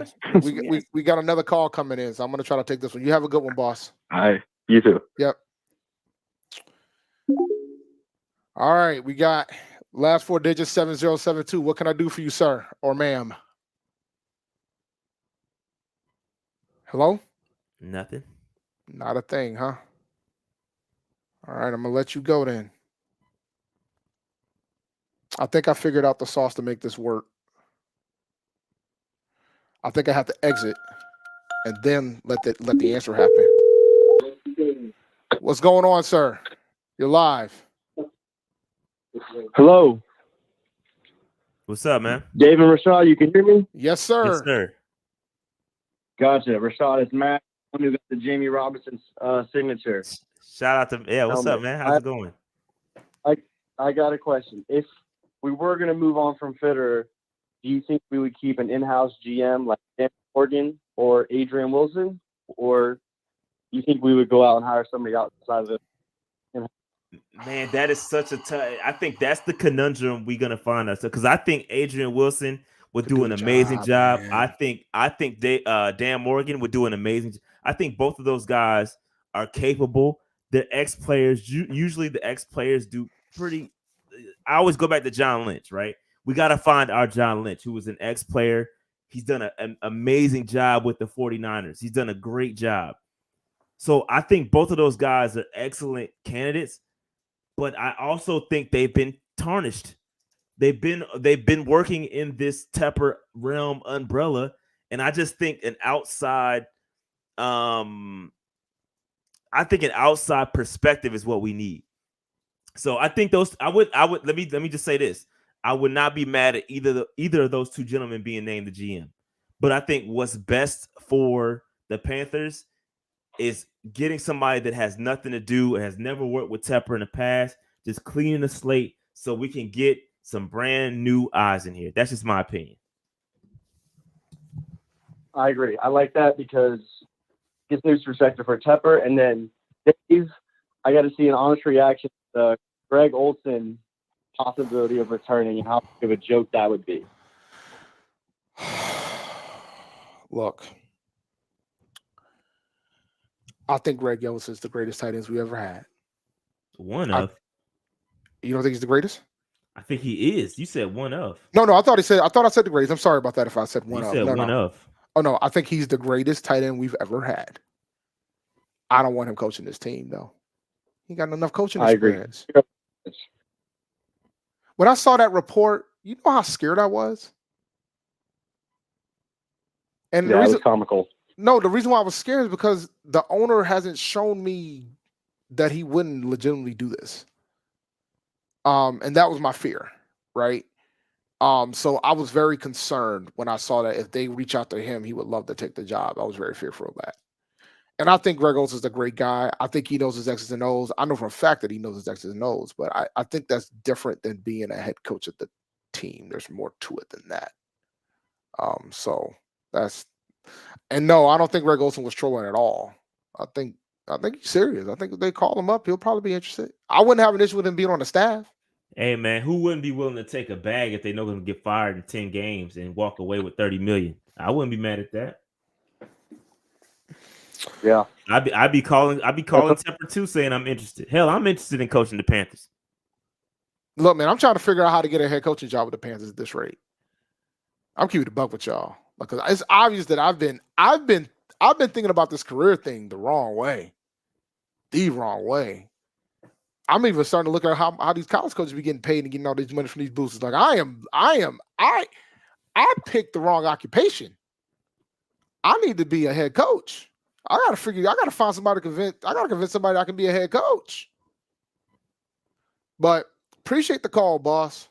You have a good one. Yeah, man. Keep it up. Appreciate y'all putting in the work, even though we're down bad. It's good for the fan base, and man. Keep it up, y'all. Down bad. Have a good one. All right, thank you. Yep. All right. Oh, look who's here. Marcus, what's up, bro? Hey, how's it going? Doing all Man, right. we ain't heard from Marcus in a minute, man. What's good? I think somebody blocked him on. We got to investigate this. I think either one of our bots or one of the mods blocked Marcus, man. That's my theory, but I gotta prove the theory. Yeah, I haven't been able. I watched the show. I still haven't been able to get in the Google chat for whatever reason. Yeah, I think that means somebody blocked you. It might have been the algorithms. We got to figure that out. I just had an opinion and a question. Go for it. The opinion is just was just kind of very skeptical on regards to the coaching because I think that it's kind of a sad conundrum in that either we're going to get somebody who didn't have any other options and I question their competence, or we're going to get somebody who we have to overpay. And then it's kind of like, how hungry are they? So it's kind of, I don't know, it's just political poverty, back to that again. But the question I had was, I guess I always compare Tepper to Richardson, at least early Richardson. And the thing with early Richardson, you would never hear him speak. And that was kind of a constant complaint. And then why Tepper was a bit of a fresh air, so to speak. I'm just wondering, given the disaster that this press conference was, which one is better, never hearing from them or this? One of the owners had us in the playoffs in the second year. Yeah. I think we took kind of Richardson for granted, bro. I think a lot of I was listening to Spaces earlier today, and they were talking about, there was a lot of complaints about the lack of aggression behind Hurney and the Richardson ownership. Like we would be, right there in the thick. We make the playoffs, but then we will always ask, why aren't we going after certain people, and why aren't we? And it was a valid point. But now we've got this super aggressive owner. We're in on every deal, and it's not working out. Like, we've seen both sides of it, and like we've seen literally both extremes. And so at this point, man, I don't want to hear much from Tepper, bro. And we've heard from him enough, and we've seen the results. So for me, give me the alternative. Maybe we took Richardson for granted in his ownership style. I don't know. I never was mad at Richardson. I never was mad at hands off Richardson. And part of it is because he knew, but you're talking about a guy that was a former player too, right? I mean, he's the first NFL owner to be that played in the league. So, I mean, I think there's a perspective that he had that Tepper just does not. And I remember the complaints. Keep in mind. I remember the complaints. Keep in mind also is that Richardson did a lot of the same things, and that it took Seifert ultimately stepping up to Richardson in order to say, hey, stop throwing all your money behind bad free agents. We have to build through the draft. We have to change our mindset. And I think that the same thing is going to have to happen to Tepper. So let's have a discussion about that because, this is a great opportunity to give a quick history lesson. So if folks recall, for those who were around, the Panthers and the Jacksonville Jaguars came into the NFL at the same time, same season, 1995, right? The Jacksonville Jaguars built through the draft. The Panthers did not. They built by getting free agents, but they ended up in the same place the second year, and that was in their prospective championship games. We legitimately almost had a Jags Panthers Super Bowl. We had an opportunity to get that within the second year of their existence, which is kind of wild when you sit down to think about it. But the difference was that when Jacksonville lost that AFC Championship game and when the Panthers lost the NFC Championship game, Jacksonville kept rolling. They've already had consecutive winning seasons. They've already done it. We have not. But at the beginning of the franchise, the respective franchises, the Panthers built through free agency by getting a lot of guys that some of them were already past their time. Reggie White played here, and among others. So when you put that in perspective, it becomes very intriguing to watch the difference. And I agree, and I agree with Seifert's philosophy at the time about it. He got the raw deal because when you go 1-15, it's hard to keep your job. And at that point, you already been there 3 years. You ain't made the playoffs in it, even though he came real close in 1999. So, and that was and during the Richardson era, that was the worst that we had. The worst we had was Seifert that almost took us to the playoff one time, and then the bottom fell out because he had a young team. He made the decision not to bring back Burline in the 2001 season. So. All right, I appreciate it. That was all I really had to say, but appreciate you guys let me call in. Oh, not a question, man. Not a question. All right. All right, bye-bye. Bye. All right. They say, they saying you Scott Fowler and Noli, bruh. I'm not Scott Fowler and Noli. I've learned that when you close the app, that's when the calls come in. And the calls ain't gonna come in when somebody else is on the line. I get the, and I try to jump somebody else because I see when Noli calls, and I'm gonna Noli call now. Sorry guys, I'm gonna let Noli get in. I mean, he's been a supporter from the gate. Call now, Noli. If anybody else call, I can know when it's him. If anybody else calls, I'm gonna sing y'all out. Y'all going to voicemail. So go ahead and call in, Noli. All right, make this the last call, Dave. Yeah, and then that will be the final call. And go ahead and hit this. Go ahead and hit this. I don't really like that for real. Better ask somebody. Stop playing with me. For real. Yo, I'm like that for real. Like that for real. What's up, Noli? Oh, okay. I'm not blocked. Okay. I didn't say you were. I was trying to look. I told you I was testing things out. It actually worked. You know. Yeah. So I'm happy that it worked. It's not like the old days. Yeah, it's not like the old days where they put you in the queue and then Rashad would just mute you. So yeah, I get it. Yeah, I'm gonna figure out. Well, the thing is, the last time we tried to do the phone lines, I couldn't talk to y'all. So now that I got a new piece of the puzzle here, I knew there's a way to do it. I just had to figure out how to do it. I didn't have a chance to test it. So I'm glad that it worked. I just probably need to find a better application to utilize instead of my phone. This app. Oh, it's all good. No, it's all good. I appreciate the throwback. I just real quickly 2 points.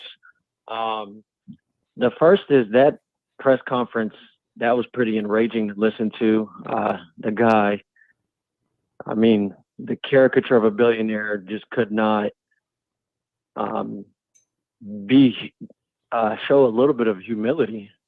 I don't know if it was his handlers telling him to say as little as possible, but when he was bringing up, I saw a little bit of the reaction Shad had when he was bringing up all the concerts and economic development. I'm like, yo, we do not care.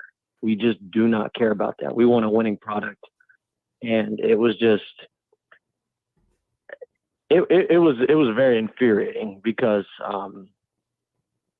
it doesn't give you any hope that he's going to do the right thing.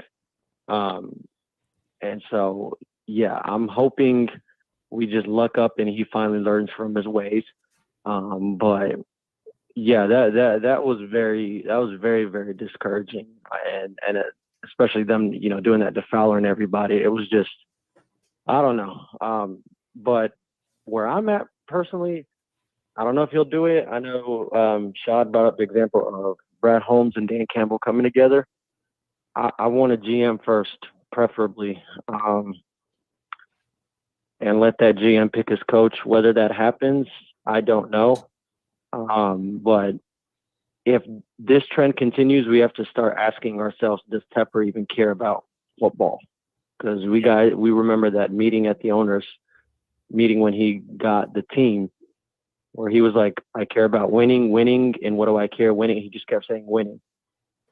Your temperament today and the way you've been acting, if this continues where you're hiring and firing coaches and you keep bringing up concerts at these pressers, we have to genuinely start asking, does this man want to win? Because this is a low point. We've never experienced this. So that's pretty much all I have to say. I hope better days are ahead, but yeah, I still feel some type of way about that press conference. Yeah, I feel you, bro. Yeah, you saw my frustrations live. Again, I saw some things I heard cool, and I understand why he wants to say as little as possible. I get it, but it was very frustrating though. All right, Dave, let's get too busy in here. Are we going to? All right, I'm gonna let you go, Noli. Bye. Oh, you hung up already. All right. Too busy, call in. Call in, too busy. She said she want to spill some tea. I need to see this tea. I listened to like 65% of Too Busy. Go ahead and call in, Too Busy, and go ahead and call in. Make that happen. She said she wanted to spill some tea. Let me in now. Let me in now. I'm waiting for the call. Well, I have a phenomenal audience. You know that you guys listen. It's pretty cool. Come on in. Just give it a call. It should work now. Now, of course, now it wants to act a fool. Let me find out. This is a good question while we wait on that. Call one more time. I saw your number. Call one more time. There it goes. All right. What's going on, ma'am? How you doing this lovely evening? Hey, I'm good. Awesome. So what tea do you have for us? So I sat here, saw this stuff pop up. So as we all know, David Tepper was like, "Oh, y'all gonna hear stuff, and y'all can speculate, blah blah blah blah blah." So I'm like, okay, I guess we gotta hear it from the streets. So here come the streets talking. What the streets talking about? I'm starting. I start listening to this thing, and what I hear is some confirmations on what we kind of guessed as a fan base a little bit, which is there was tension consistently growing. The more the season went on, the more David Tepper started talking to Frank about what was going on. And they kind of got into it a bit with their inside sources and people who they were talking to. It was a less Smitty and the other two that were on there, Cam and the other guy. And they were basically saying Frank Reich has the system that he wanted to run. And the more the season went on, the more he doubled down on it. It was Frank's playbook. He was literally telling Thomas in some instances not to call certain stuff. Correct. Instill his system, especially as the season went on. Yeah, real quick on that. One thing he did say, they said was that there was a couple plays where Frank vetoed Thomas Brown. They were not options for him to call. Like that was a part of some of the frustration. And then there was another instance where Frank wanted Bryce to call plays off a wristband, and Bryce does not want to call plays off a wristband. So there was some contention with that too. There was a lot of stuff said on that call, but continue. My fault. No, yeah, you're right. I was gonna get into that. Just like what I found interesting was the coaching choices with Bryce, particularly, where in some instances there should have been some hard coaching done to kind of just be like, "Hey, Bryce, like this isn't gonna work. This is gonna work. Yes, no, we gotta go with this, right?" But they weren't kind of doing that with him. So that's why you get this contention with how they're calling plays, getting it up to the line, blase, and what's going on with why we kept getting all those delay calls. And like you said, the wristband thing versus give it to me straight. You know what I mean? So I'm just sitting here like, so basically what we were thinking was going on is what was going on. Yep. Yeah. And these firings are too many cooks in the kitchen. Yep.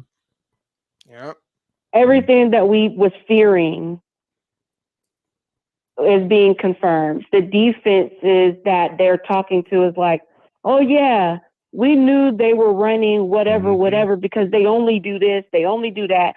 So when we know we switch and make them look like something, we knew. So that last play last week on that 4th and 6 to the screen where, yeah, we get it. Maybe the first play would have been better, but that second play is a screen always. The defense know that too. It's stuff like that was just killing us. Yeah, and absolutely. Frank, go ahead. No, go ahead. Finish your thought. No, I was just saying, and Frank, the fact that he just doubled down He was ready to go, bro. And he's forcing. It's like they were using like the degree thing, right? They were using that. Oh, when you got a degree in this and you're not even fulfilling your degree, I was like, I'll do you one better.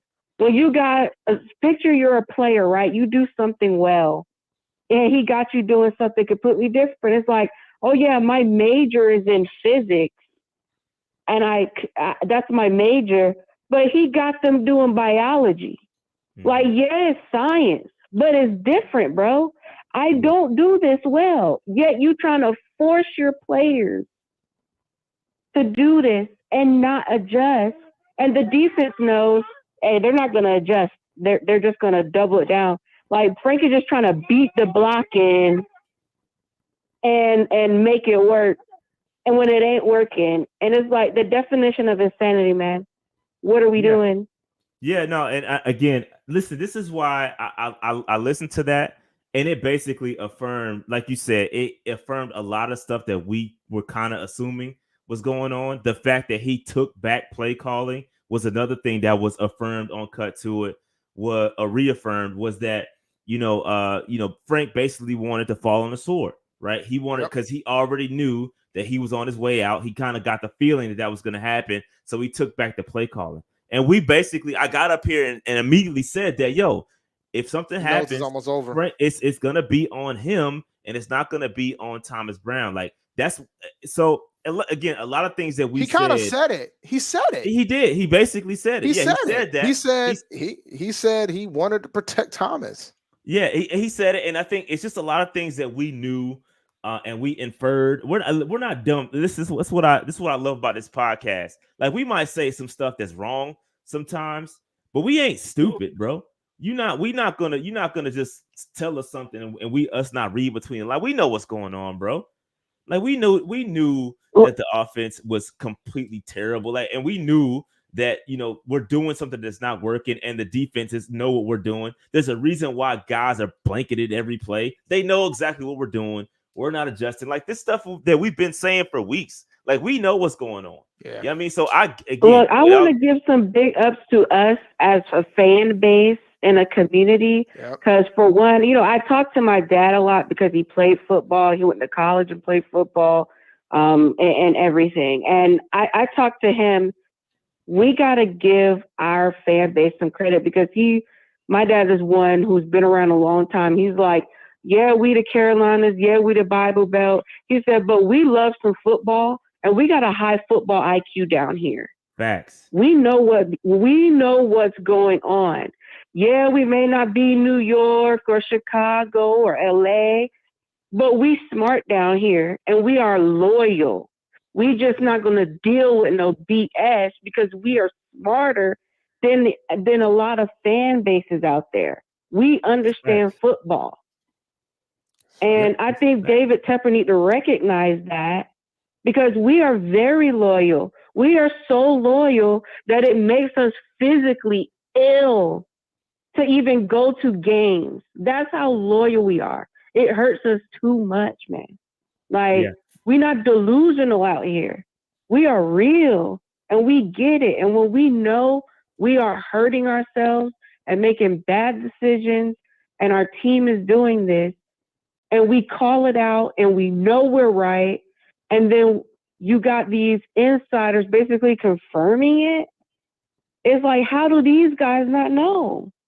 Yeah. And I think, come on, man. No, it's a great, fantastic point. And this is why we gotta make our voice be heard. And if y'all don't know, Too Busy is the one that created the graphic that we're gonna put on the shirt. So I appreciate that.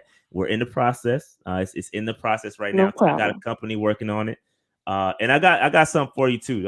I just check your Twitter DMs at some point, probably tomorrow. But I got something for you for doing that. This is gonna be great. I 1000% agree with your point.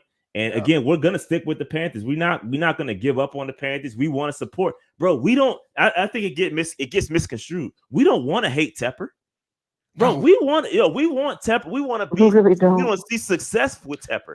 You Like, think we I want wanna to? see Do you him think we want to succeed. change all these graphics? Like, do you Yeah, think we're bro, I interested in got these- changing all these graphics? You see all this Bro, stuff that I got we- behind here? I got a poster from the golf tournament I went to earlier this year. Of what I know. Yeah, You bro. think I want to change these logos? You think I want to buy all this gear? You think all the money I spent on this team? I want this team to be good. I want And this I team don't- to be I- successful.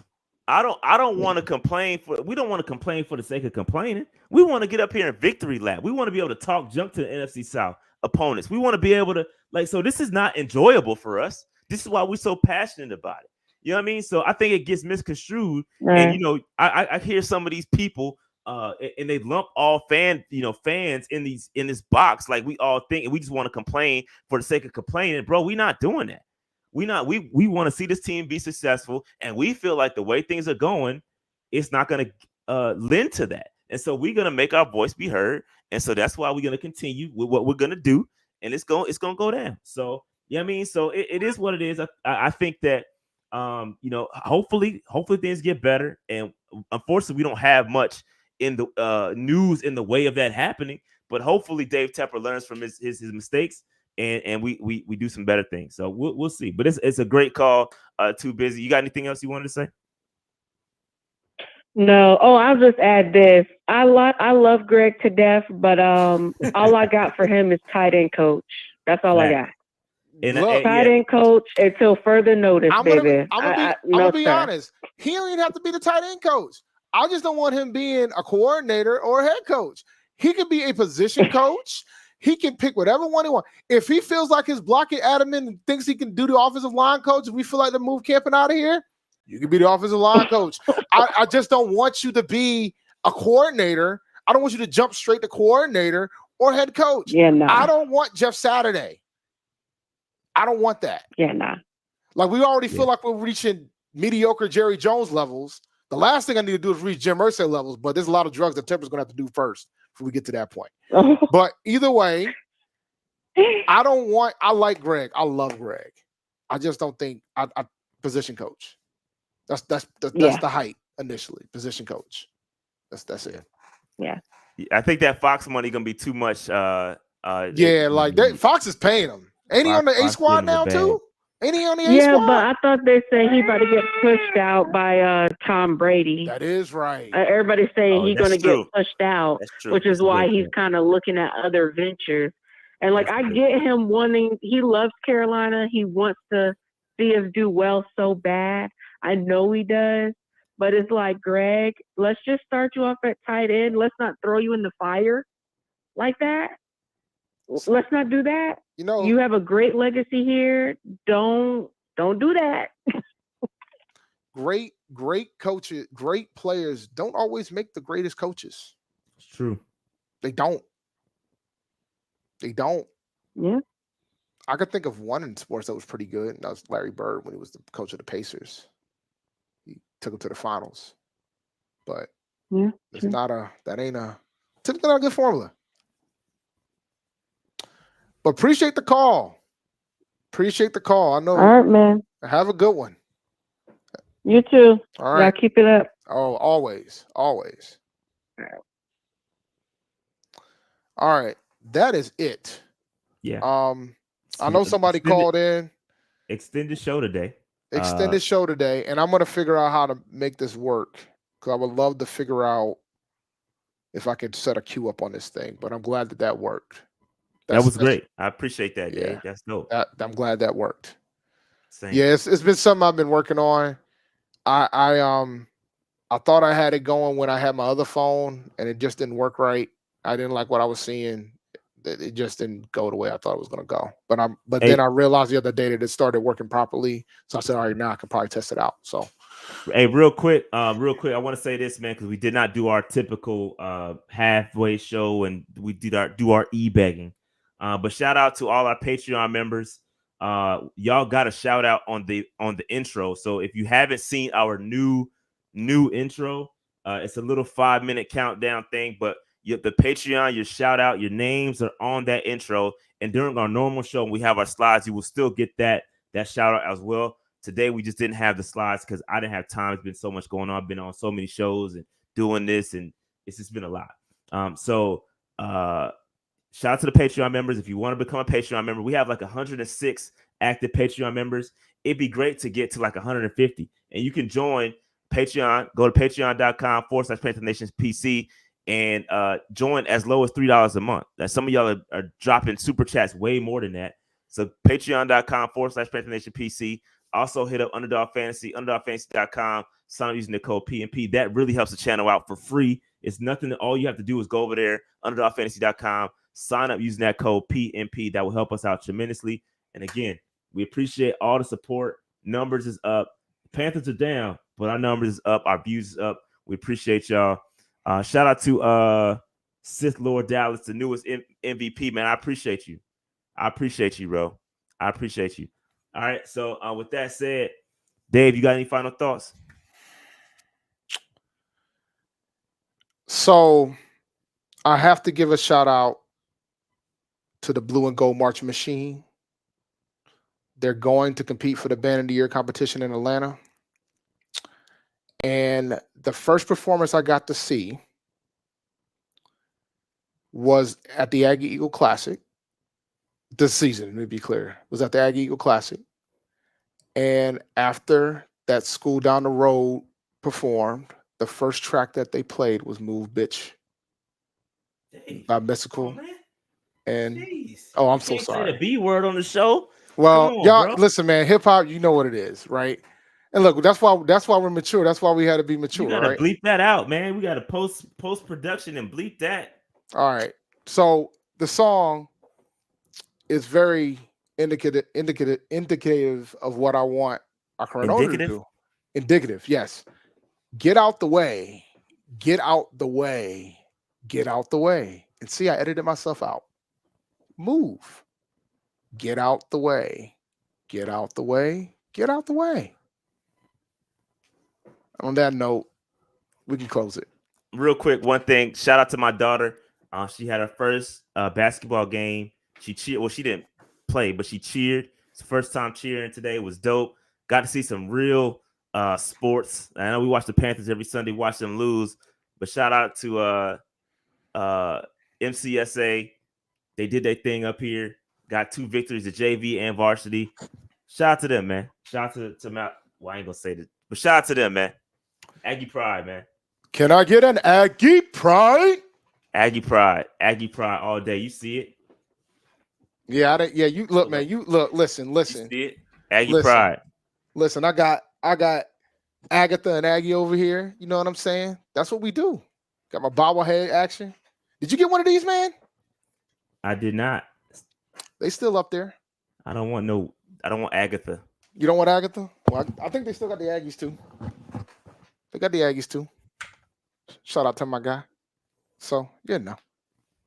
I even got my man Sir Purr back here, man. So I got Sir Purr back here. That's what's up. All right. With that said, man, we get up out of here. Like, subscribe, notification bell, all that good stuff. I owe y'all a mock draft Monday. It might be a mock draft Wednesday or Thursday. It won't be Thursday because I got stuff to do on Thursday. Might be a mock draft Friday. You never know. Might go do it live. You never know. You never know what's gonna happen. All right. So with that said, we up out of here. It's fun watching. It's fun coming up here and live reacting to everything and just giving our thoughts. We hanging in there. We in this together, Panther Nation. We in this together. Hopefully we take a turn for the better over this next 6-7 games. How many there's left? Hopefully we get some W's and look much better and all be mad because we didn't have this all season. Well, the thing is, we need more W because I do not want to give Chicago the #1 overall pick. Like that too. That's the key. Like I understand, like this. I mean, having the 33rd pick is nice, but I do not want to give Chicago the #1 overall pick, man. I really don't. So, all right, y'all. We out of here, man. Peace out. It's fun. We'll holler y'all on the next one. Peace.